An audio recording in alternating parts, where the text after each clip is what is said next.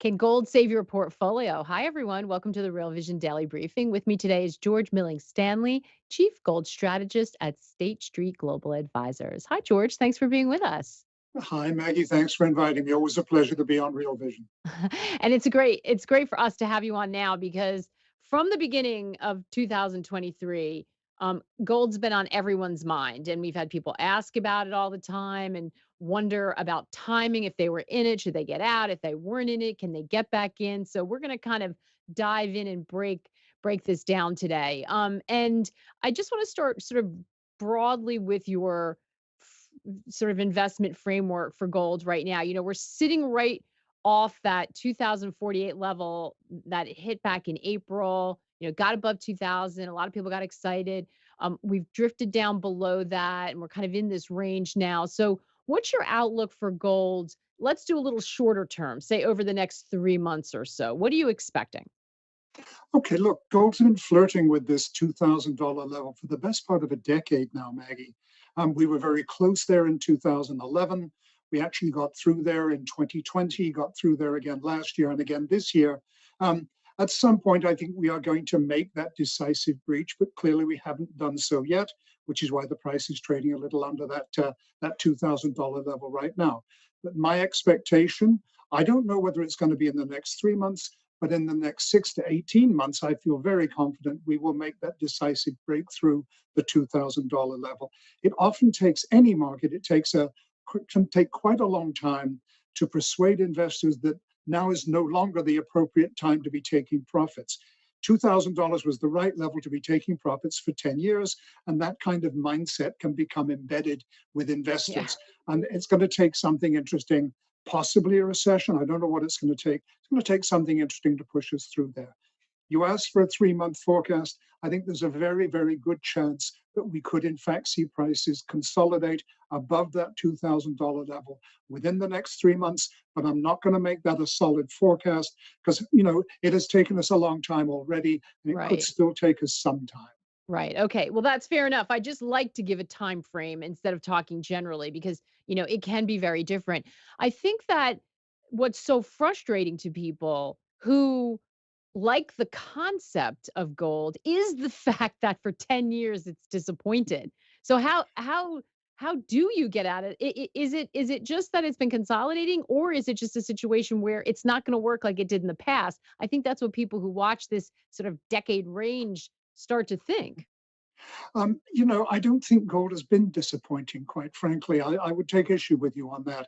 Um, if you think about it, in 2019, the gold price was up 18%. That's really pretty good performance. In 2020, with the advent of COVID early that year, gold price was up 25%. So it shouldn't really have been a surprise to people that in 2021 we got a little consolidation. The price dropped 4.5%. And then last year, basically, it went nowhere. It finished the year at almost exactly the same level as it had started the year. But just to take that 2022 performance, gold went nowhere. The equity market in the US, the S&P 500 was down 16%. Mm. Global equities were down 18%. The ag US bonds were down about 11%. Global bonds down even more than that. Real estate down. And let's not even get into the cryptocurrencies that succeeded in a 2 week period in 2022 in losing 2 trillion of a $3 trillion market Fair enough. So we capitalization. can't look at just price. You have to look at relative performance, and you have to look at the Exactly. role it's playing in your portfolio because sometimes it's capital preservation. Yeah, absolutely. I think the other thing that's worth mentioning, those percentages, the 18% in 2019, 25% in 2020, the long-term annual average price appreciation for gold in the 50 years that I've been looking at it, so since 1971, has been around 7.75%. So we were way ahead of the game in 2019 and 2020. We're starting to get back into a reversion to the mean, if you like. And I also think that the big headwind for gold last year was the extraordinary strength of the dollar against just about every other currency. It was at 20-year highs against all the European currencies, for example. And I think that was one of the problems for gold in 2022. That was what kept it from really, really soaring. Um, and I think that the dollar probably peaked in October of last year. We saw what, a 4.3% decline in the trade weighted dollar in November of last year, the biggest monthly decline in a decade. And we haven't really seen much positive from the dollar. It's gone up a few percent, down a few percent each month, but we haven't seen a strong continued gain in the dollar since then. And if that extraordinary dollar strength is over, if other currencies are going to revert to their means and therefore move up against the dollar, then I think gold will move up in line with those other currencies. And that's really the scenario that I'm looking for the rest of this year. Mm. What impact does the Fed have? So we have a PCE out tomorrow. What about Fed rate policy? Is that something that you're watching in terms of gold's performance, and what impact will that likely have? I watch obviously what the Fed does very, very closely, mostly because everybody else is watching them very closely. So I'd be a fool if I didn't. I have to keep a very close eye on what they do.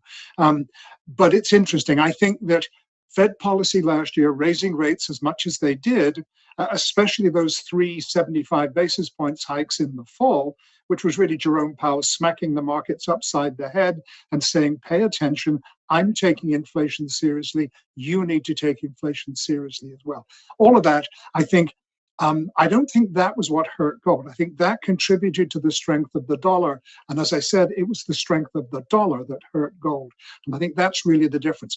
If you think about it, if we look at periods when the Fed has been in sustained tightening mode, and by sustained, I mean a couple of years at least, consecutive years, and we haven't had that yet. We've only been in sustained tightening mode for, I don't know, a year and a half, something like that. We're still not at that 2-year point.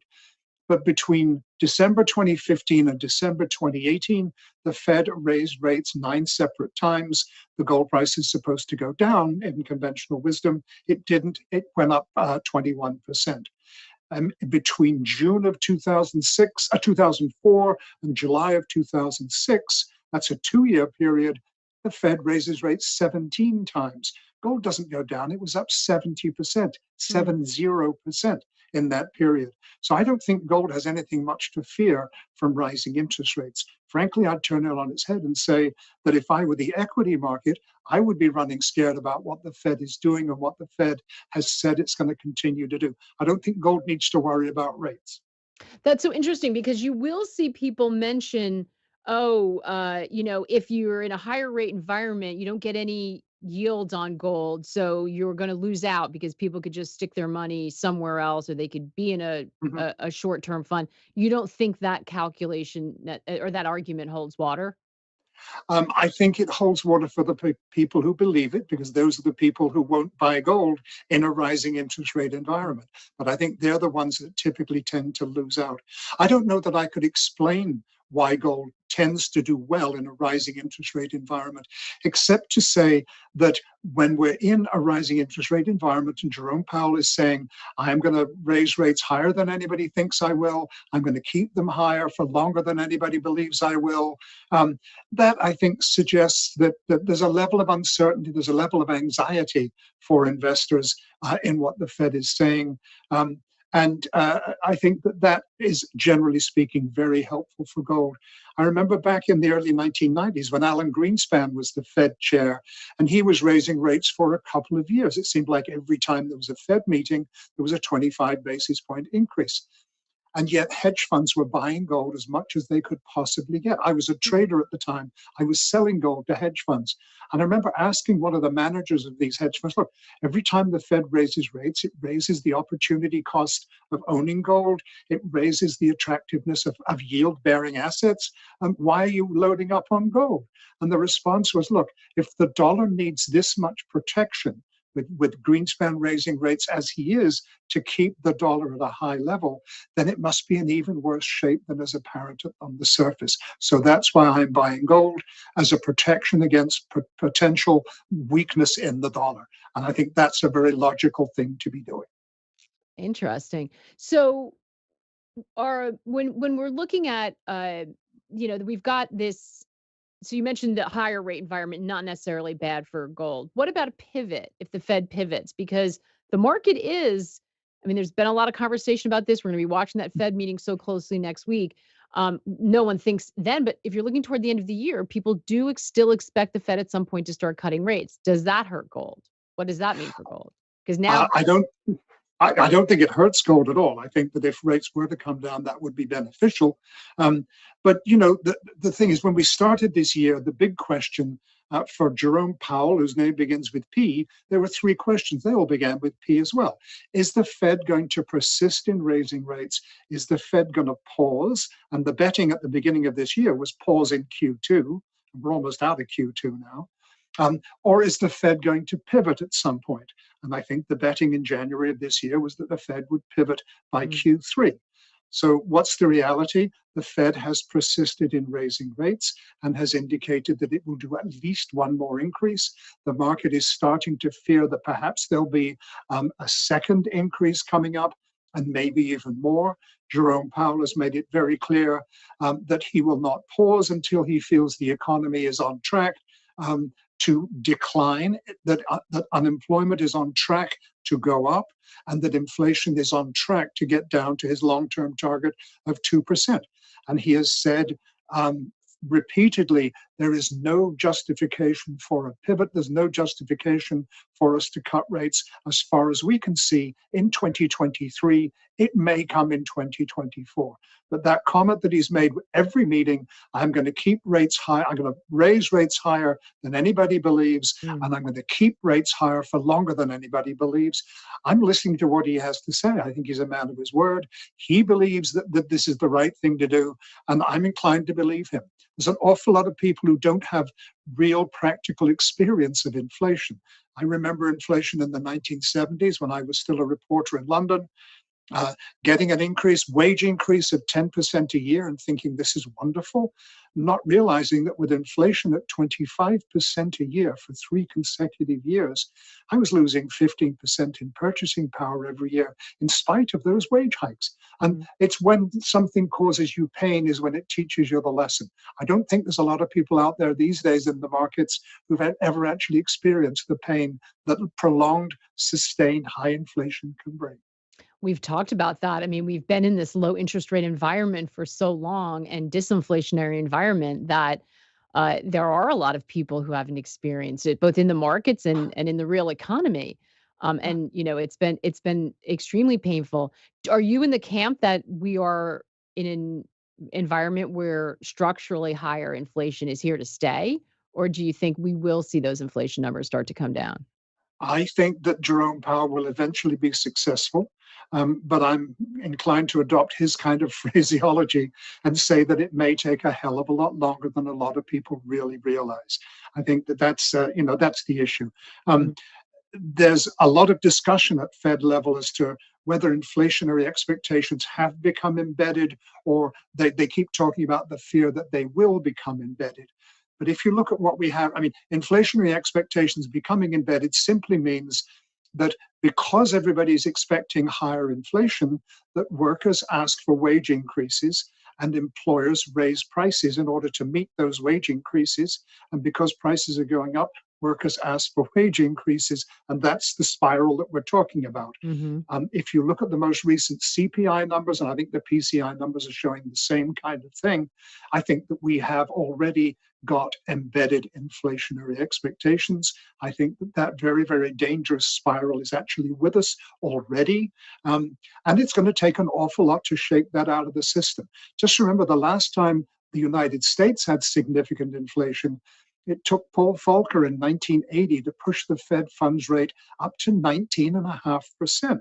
I mean, we're still at barely 5% right now. We still have potentially a long ways to go. I know that that was a 20-year period of inflation that poor Paul Volcker had to try to deal with when he came in as Fed chair in 1979. But eventually he did deal with it at the cost of either one recession with a tiny little blip of recovery in between, or was it two separate recessions? The history books are kind of mixed on that. But it hurt the economy very badly, and that was what really tamed the wild beast of inflation, as everybody said at the time. Jerome Powell has a similar kind of job to do. He doesn't have 20 years of embedded inflationary expectations to deal with. He has maybe a year or so. but I think that he's going to do what he says. I think that he will work very hard to get his target rate down to that 2% level. Yeah. By the way, for those of you who are not members, we have a robust debate going on the platform throughout the shows, including Macro Insiders that Raul and Julian do about that issue of inflation, with some expressing your view, George, and then others kind of leaning into demographics and technology, arguing it's a very different workforce labor market than it was in the 70s, and maybe Mhm. the same analogies don't apply, but it is a vigorous debate. So I encourage you all to go check that out. Some really interesting conversations. If you're not already a member, you can scan the QR code and figure out how to get access. I think we have some Yeah. trials now. So we've got some questions coming in, George, and I want to get to a couple of them as we can continue to go through this. I'm going to start with Peter. Yesterday, I met with a precious metals dealer. He told me that 2023 sales are running double 2022 sales. Is that common? Is this common? I don't know at this point because the only information I've got on progress so far in 2023 is essentially anecdotal. Mm. Um, we'll be getting in very early May. We'll be getting the first quarter supply demand figures from the World Gold Council. I think it's just coming next week, in fact, and that I think will be very helpful for most of us. I've seen inflows into gold-backed exchange-traded funds, I think, have been running pretty strongly. That's always, to me, a useful indicator that that people are acting on this interest that they've been expressing in precious metals. They've been expressing the interest for some time. I think people are actually starting to take significant action now. That's why the two gold-backed exchange-traded funds that State Street has an interest in, GLD and GLDM, are both up more than $500 million year to date. That would tend to square with what Peter is talking about. But I don't have the statistics yet, so I'm not gonna make rush to judgment on any. Another great question from TrillionX. What do you think about gold as a hedge against stagflation? We get this question a lot. Mhm. Stagflation is such an ugly word, isn't it? And as I recall it, in the 1970s, it was a pretty ugly period for the economy and for those of us who were working at the time. Um, let's just take inflation. Whenever inflation has been sustained at a high level, and I'll define those terms first, okay? But this is again looking over the last 50 years, that the experience that I've got. Whenever inflation has been sustained, i.e., for more than 2 consecutive years, at a high level, I would put that at 5% or above. Whenever that has happened, then the annual average price appreciation for gold, instead of being at 7.75%, like I mentioned, over the whole of the last 50 years, but in those inflationary periods, it has doubled. It has been around the 15% level. So if we have inflation, then gold generally tends to do very, very well. If we have a stagnant economy, or even an economy that is actually in recession, which I think is the very real likelihood at this point, then I think gold will do even better.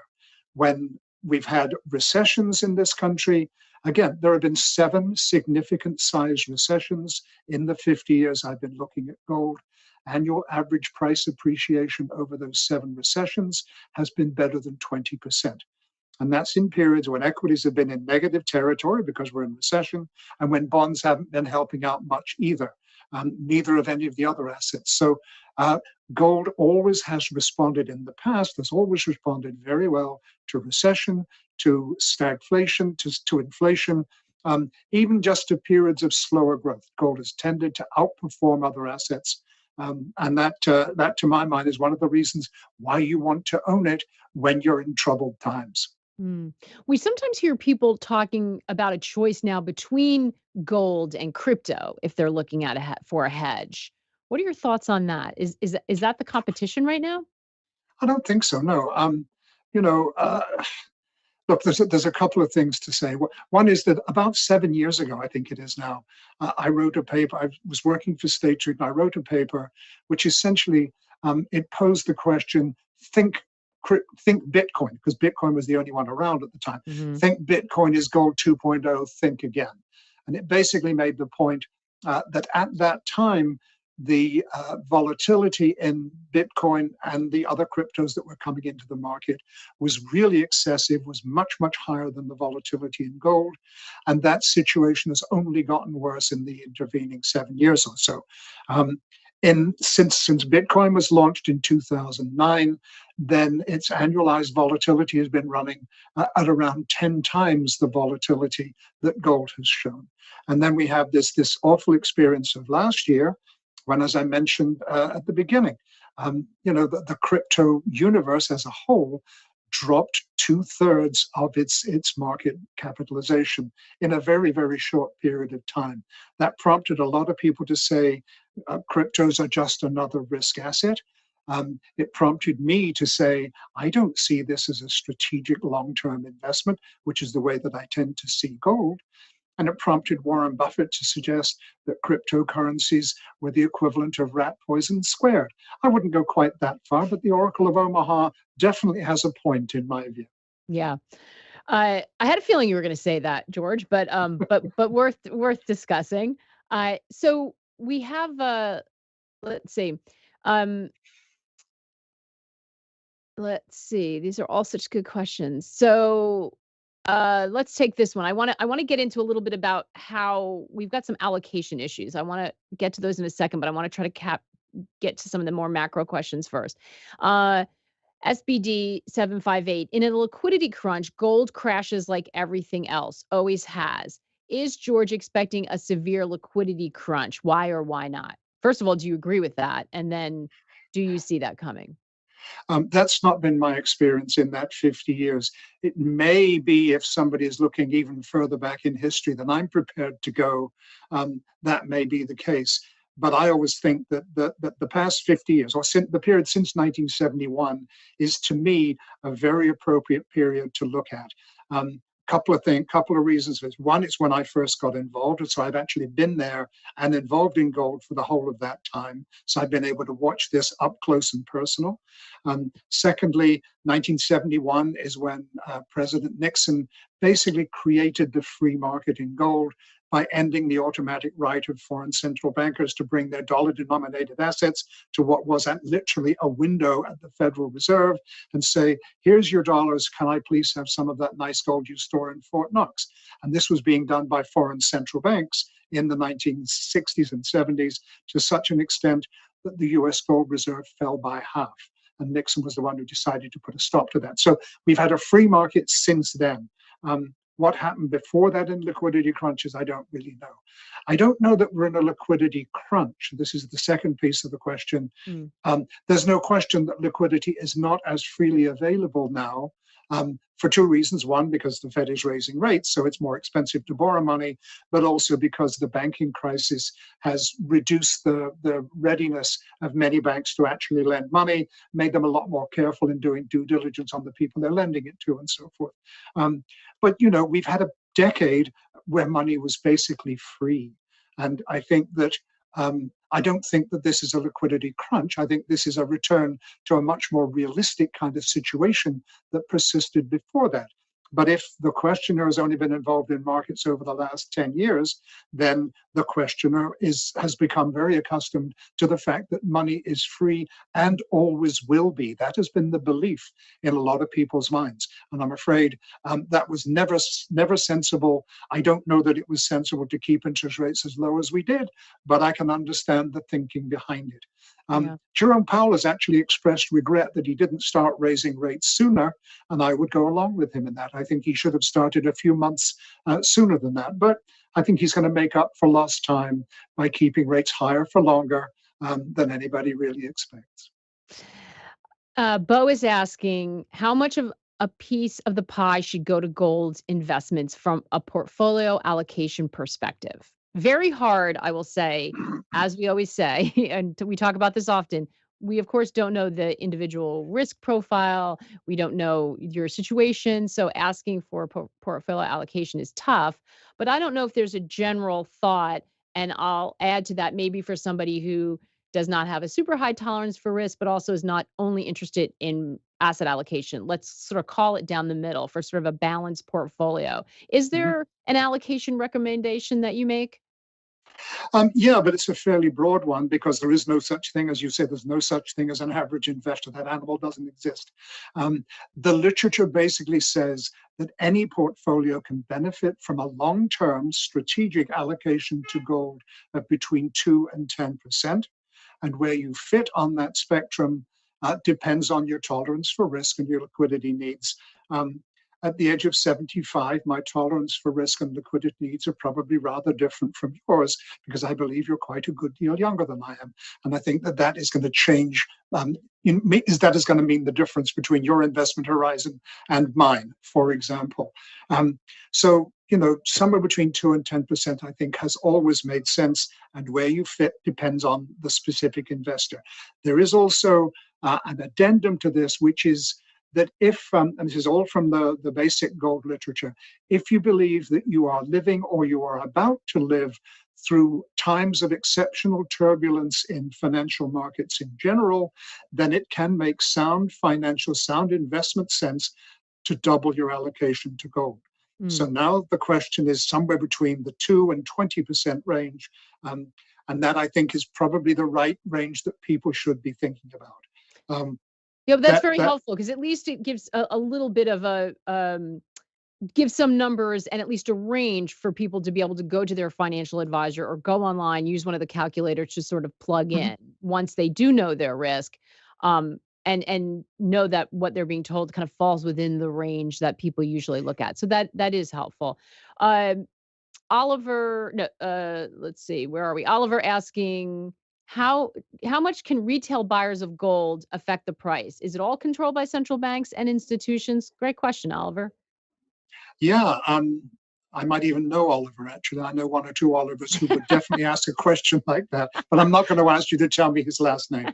Um, Look, I think that there are many, many different things, a whole host of things that drive the gold price, and they're never all working at the same time. Mm. Um, there are times when retail investors can have a very, very significant impact on the price, especially if during those times other investors, institutions may have pulled back a little bit, maybe central banks have pulled back a little. So yes, they can. They will not always have an influence on the price, but yes, they can. And the more they come in and buy, the more of an influence they're going to have.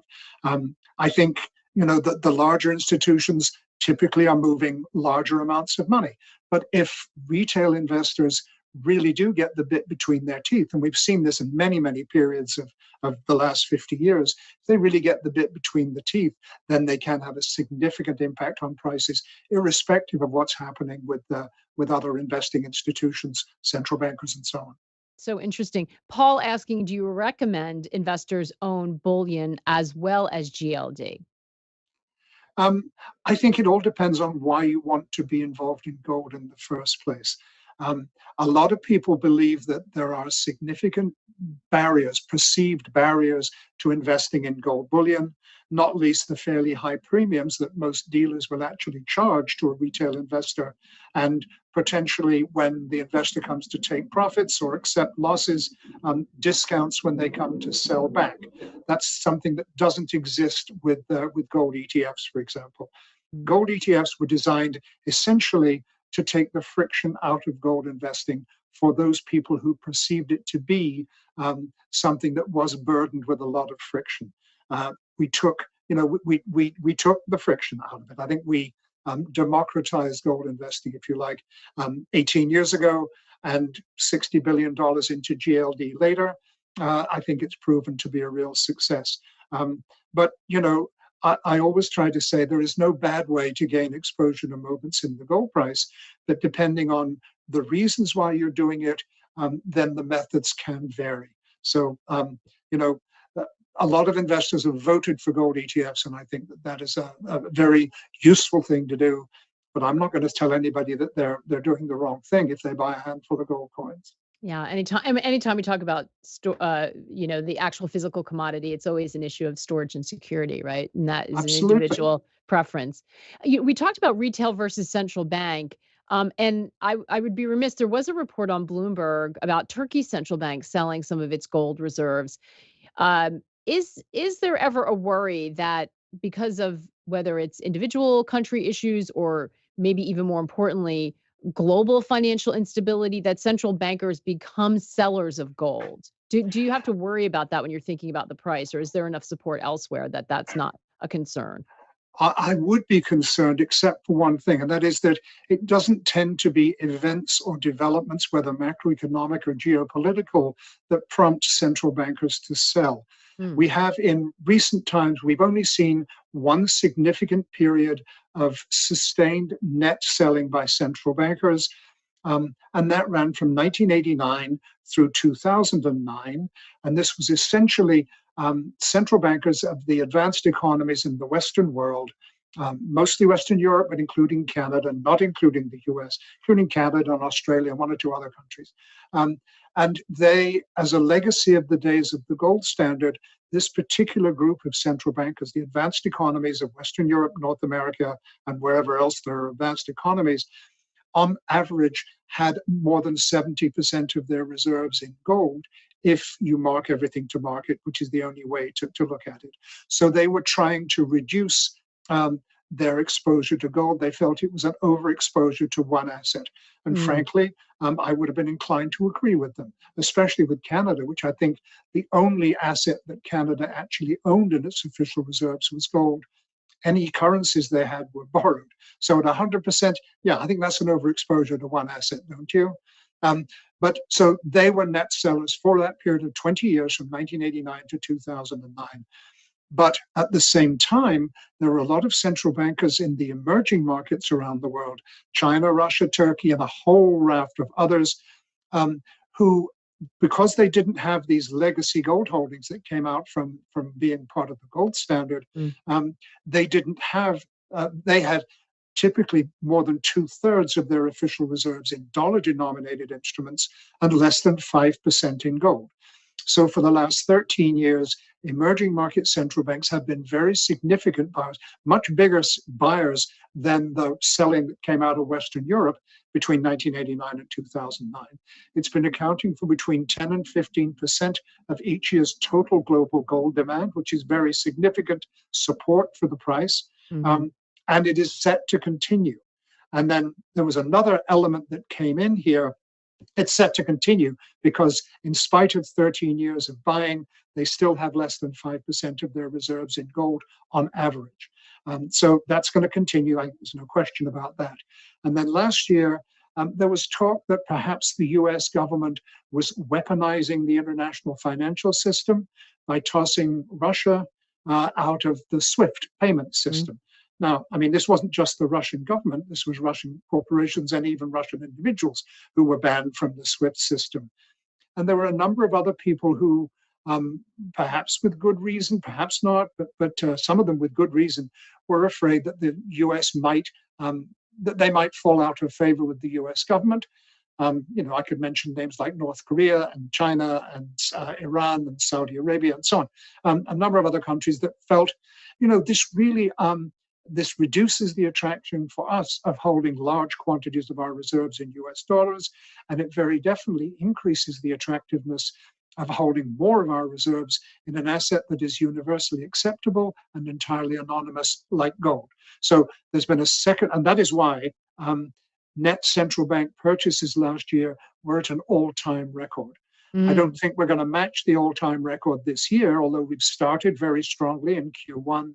And I expect that that will probably continue. I hadn't heard about sales from Turkey, but I've been away for the last week or so. It mhm, may be that something cropped up, but I would be rather surprised if it was a deliberate move to sell out of reserves, because Turkey has been rebuilding its gold reserves for 13 years solidly, very consistently, year after year after year, buying significant quantities of gold for official reserves. I would be very surprised if it's that gold that they're selling. It may be that their reserves have fallen because they changed the requirement for commercial banks to hold some of their reserves in gold at the central bank. That's usually it's a very easy one to mistake for people who aren't quite as close to the market. Yeah, that's a fantastic point, and we don't know the details. We're a tick over, but I just want to leave it on this last question because I think it's an important one since we've been talking all about the attributes and attractiveness. Ralph asking, when would you not recommend gold? What are the circumstances where you would want to take a look and either not add or possibly reduce? Is there an environment where gold won't work? Um, I I don't think there's an environment where gold won't work. There is an environment where I might want to pull back from any tactical positions I've taken on, believing, based on the seat of my pants, if you like, and 50 years of experience, believing that the gold price is likely on an upward trajectory. I play the market tactically from time to time. Whenever that belief goes away, then I will sell my tactical positions and put them back into growth stocks or whatever else it is that I'm looking at.